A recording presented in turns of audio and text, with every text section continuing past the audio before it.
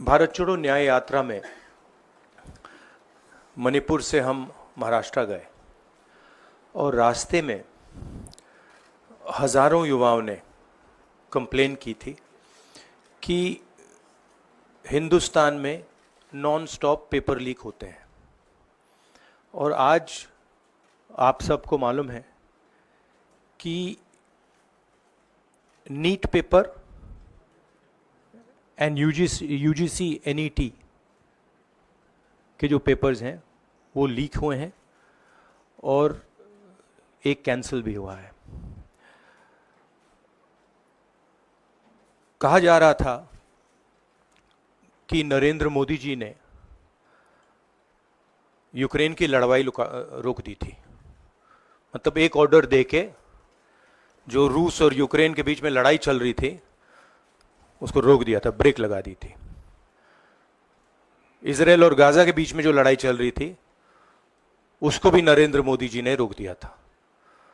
मगर किसी ना किसी कारण जो हिंदुस्तान में पेपर लीक हो रहे हैं उसको नरेंद्र मोदी रोक नहीं पा रहे हैं या रोकना नहीं चाहते हैं। नुकसान स्टूडेंट्स का होता है।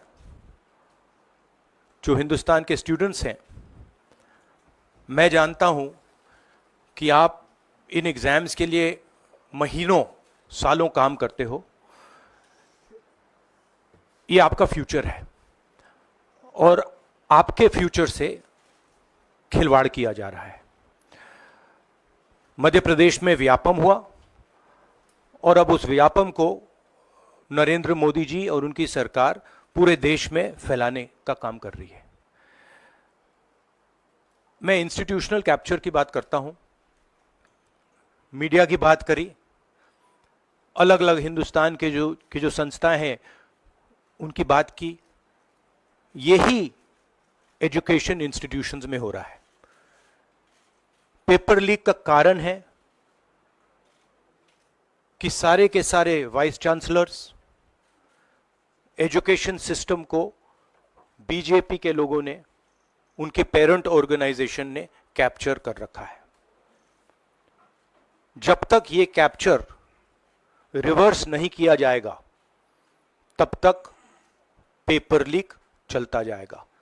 इस कैप्चर को फैसिलिटेट नरेंद्र मोदी जी ने किया है और ये एक एंटी नेशनल एक्टिविटी है क्योंकि ये देश का भविष्य है और इससे हिंदुस्तान के युवाओं को, स्टूडेंट्स को जबरदस्त चोट पड़ती है।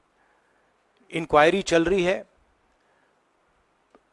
एक को आपने कैंसिल कर दिया है, अब पता नहीं दूसरे को कैंसिल किया जाएगा या नहीं किया जाएगा। बट कोई ना कोई तो इसके लिए जिम्मेदार है और उनको एकदम पकड़ा जाना चाहिए और उन पे एक्शन लिया जाना चाहिए। आपके कोई सवाल हो? साथियों, मैं गुजारिश करूंगा सवाल आपके इसी विषय पर। हाँ प्लीज। हाँ, sorry. So,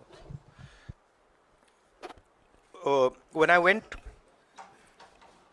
on my Bharat Jodo Yatra, the second one, throughout the route, students were telling me that paper leaks are endemic in India. They study, they work hard, honest students suffer, and students who want to cheat benefit. And this was repeated again and again and again and again. Now we are seeing an expansion of the idea of Vyapam across the country. BJP states have had to deal with this. Uttar Pradesh has had to deal with this. Madhya Pradesh has been a center of this. Gujarat has been a center of this. And now they have expanded this idea to the rest of the country. This is extremely damaging to students. And it's happening because all our institutions have been captured. Our vice chancellors are placed not based on merit, but because they belong to a particular organization. And this organization and the BJP have penetrated our education system and destroyed it. What was done by Mr. Narendra Modi to the economy with demonetization has now been done to the education system.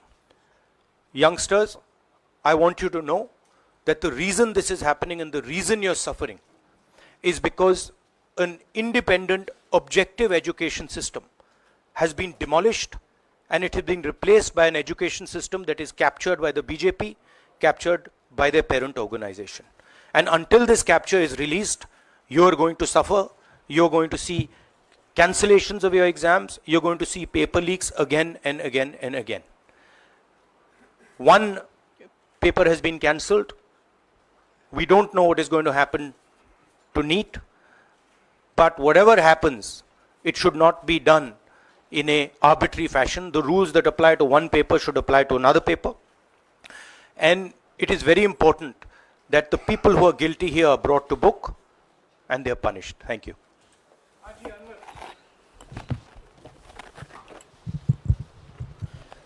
Sir, सोमवार से संसद का सत्र शुरू हो रहा है, तो क्या आप निजी तौर पर लोकसभा में इस विषय को उठाएंगे और आप यह मांग करेंगे कि प्रधानमंत्री मोदी खुद सदन में आकर जवाब दें इस विषय पर, क्योंकि ये छात्रों के भविष्य से जुड़ा विषय है?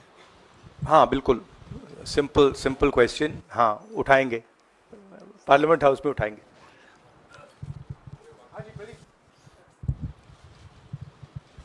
Thank you sir. Rahul ji मैं इधर हूँ. सवाल ये है कि जो एजुकेशन सिस्टम इस वक्त है और जिस तरीके से जो पेपर लीक हुए, जिसका आरोप भी आपने लगाया और जो सामने भी आया है, रद्द भी हुआ है कल परीक्षा, लेकिन सबसे बड़ा सवाल ये है कि बदलाव क्या होने चाहिए, वो बदलाव जो इससे परीक्षा लीक रुके, वो क्या आपके पास फार्मूला? हमारे मैनिफेस्टो में हमने लिखा था. देखिए, 2-3 चीज़ें हैं. सबसे पहले जो शिक्षा का सिस्टम है उसको एक संगठन ने कैप्चर कर रखा है. अपने लोगों को हर पोस्ट पे यही डालते हैं.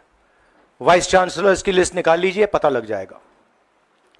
तो इसको रिवर्स करना होगा. दूसरी बात, मैनिफेस्टो में हमने साफ कहा कि पेपर लीक होने के बाद कार्रवाई करना एक बात है, बहुत जरूरी है और स्ट्रिक्ट से स्ट्रिक्ट कार्रवाई होनी चाहिए. मगर हमने यह भी कहा था कि पेपर लीक होने से पहले जो सिस्टम्स हैं, जो यूनिवर्सिटी के एग्जाम्स के रूल्स हैं, सिस्टम्स हैं, इनको फिर से असेस करना पड़ेगा, इनको स्टडी कर रीडिजाइन करना पड़ेगा. ये दोनों काम हमने अपने मैनिफेस्टो में साफ लिखे हैं और विपक्ष दबाव डालकर ये दो काम सरकार से करवाने की कोशिश करेगा.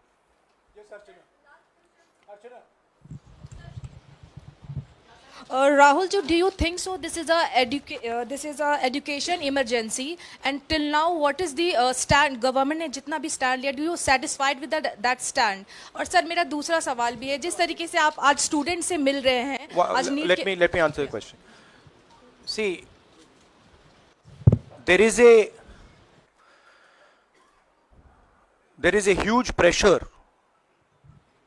on our students, and the pressure comes from a number of directions.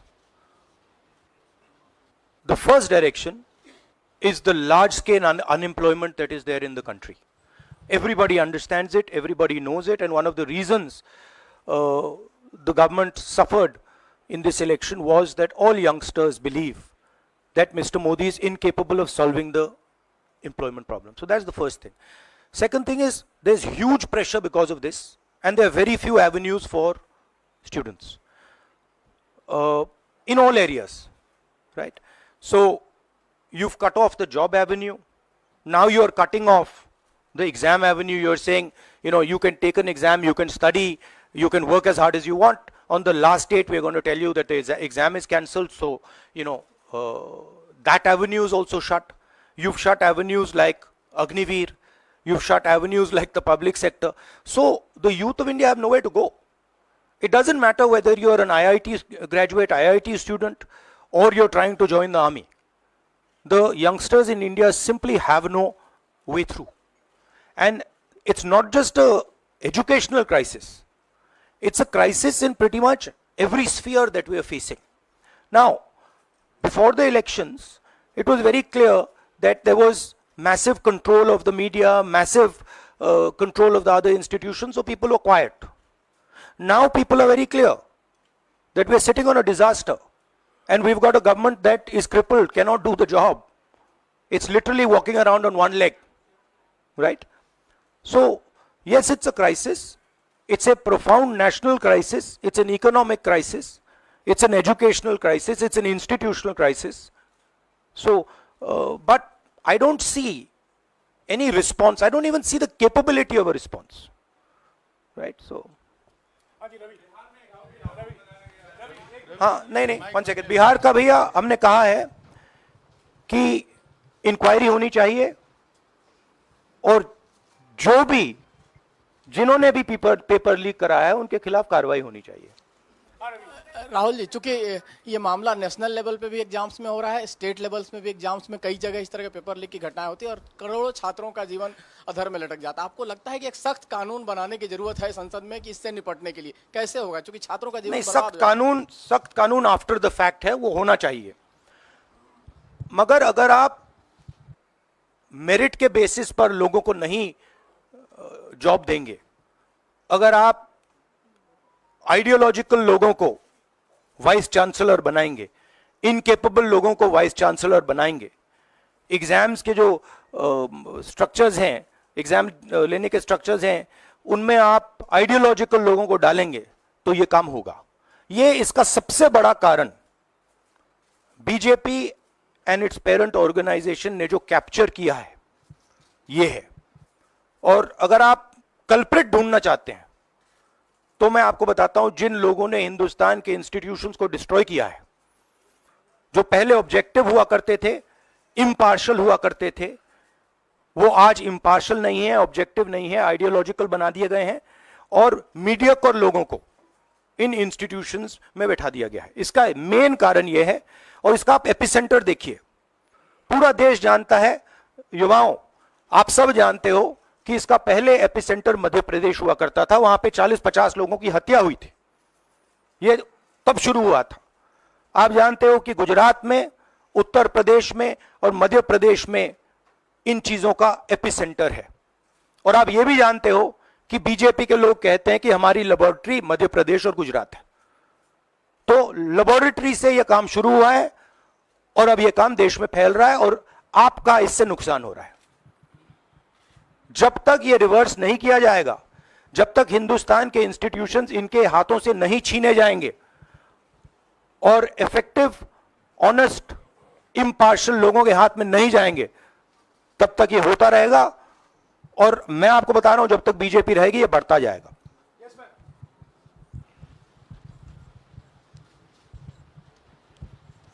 Sir, NTA के अंदर सारे एग्ज़ाम्स आने लग गए हैं, नीट भी, नेट भी, और इवन कॉलेज एडमिशन्स भी उसी पे हो रहे हैं. तो आपको लग रहा है ट्रांसपेरेंसी कहीं ना कहीं वहीं ख़त्म हो जा रही है, क्योंकि वो एक एजेंसी जो है वही सारा कंडक्ट करा रही है. तो आपने पार्लियामेंट में इस मुद्दे को उठाने को सोचा है कि एनटीए को कहीं ख़त्म करने की ज़रूरत है या बदलाव करने की ज़रूरत है? नहीं, देखिए, अगर हिंदुस्तान में बहुत सारे ऑनेस्ट लोग हैं, बहुत सारे ऑब्जेक्टिव लोग हैं, अगर ऑब्जेक्टिव लोगों को, ऑनेस्ट लोगों को आप ये काम दोगे, पेपर लीक नहीं होगा. अगर आप मीडियोकर लोगों को राजनीतिक बेसिस पे, आइडियोलॉजिकल बेसिस पे चुन के करोगे तो ये काम होगा. और ये मैं कह रहा हूं, दोहराता जा रहा हूं कि हर हिंदुस्तान की हर संस्था को कैप्चर कर रखा है. लीगल सिस्टम को, ब्यूरोक्रेसी को, इंटेलिजेंस एजेंसीज को, इन्वेस्टिगेटिव एजेंसीज को, एजुकेशन सिस्टम को.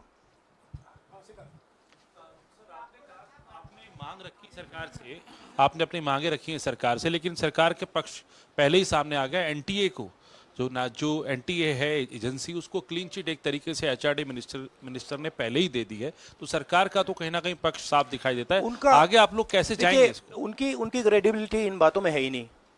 वो क्लीन चिट दें उसका कोई मतलब ही नहीं है. उनकी जीरो क्रेडिबिलिटी है. सब लोग जानते हैं कि एपिसेंटर मध्य प्रदेश, गुजरात एंड उत्तर प्रदेश. सबसे ज्यादा मेरी यात्राओं में सबसे ज्यादा पेपर लीक की बात यहीं आई थी. उत्तर प्रदेश में आई थी, मध्य प्रदेश में आई थी.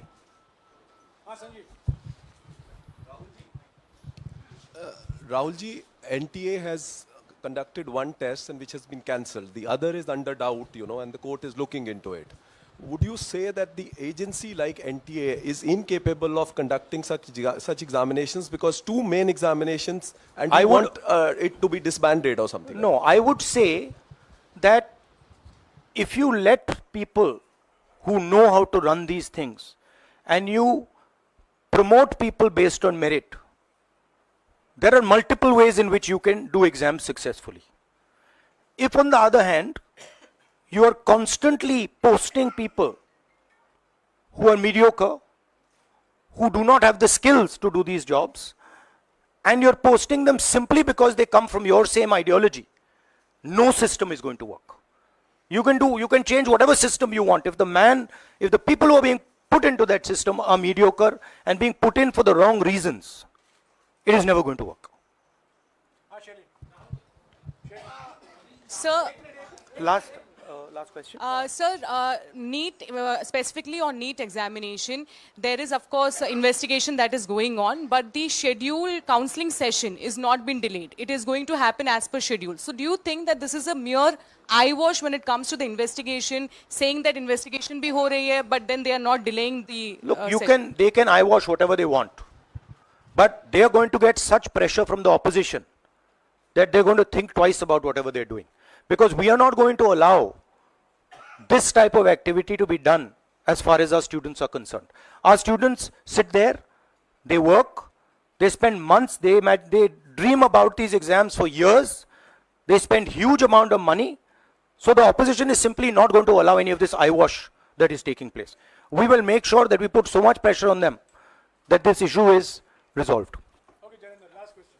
Sir, Janendra, jaldi.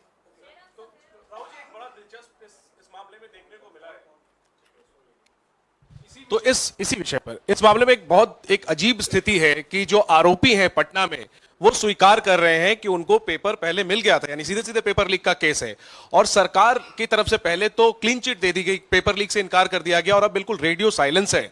Net cancel हो गया, नीट पर अभी भी स्थिति साफ नहीं है। तो ये जो स्थिति है, आरोपी कह रहे हैं पेपर लीक हुआ, मंत्री कह रहे हैं नहीं हुआ, इस पर आप क्या सोचते हैं? और नो कॉन्फिडेंस मोशन पार्लियामेंट में आप लोग लाने की कोशिश करेंगे? Silence is because Prime Minister is crippled. Right now, Prime Minister's main agenda is the Speaker.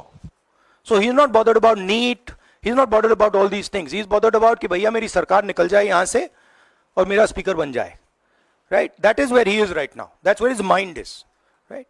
So, essentially the main thing is that we have a government now, right, and a Prime Minister now, who will find it very difficult to function.